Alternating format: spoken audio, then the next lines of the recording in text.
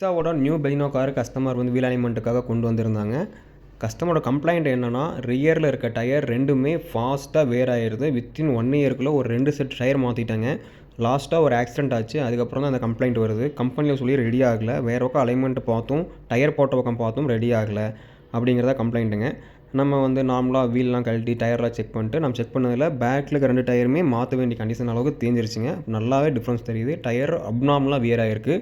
நம்ம வீல் பேலன்சிங்லாம் முடிச்சுட்டு நம்ம மெக்கானிக்கல் வேறு ஏதாவது வீல் பேரிங்கு வீல் சேக் ஏதாவது இருக்கான்னு ஃபுல்லாக செக் பண்ணிவிட்டு மறுபடியும் வீல் அலைன்மெண்ட்டுக்காக வெஹிக்கிள் பார்த்தோம்.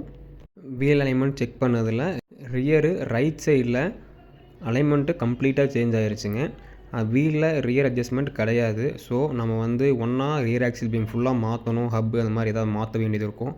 அதுக்கு பதிலாக நம்ம என்ன சொல்யூஷன் பண்ணியிருக்கோன்னா, அதிலேயே கொஞ்சம் ஆல்ட்ரு பண்ணி நம்ம வீல் அலைன்மெண்ட் ரீடிங் பெர்ஃபெக்டாக கொண்டு வந்துட்டேங்க.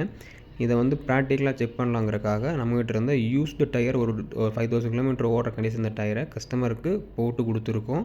அது பெர்ஃபெக்டாக இருந்ததுன்னா நம்ம அப்படியே புது டயர் போட்டு யூஸ் பண்ணிக்கலாங்க. நன்றி.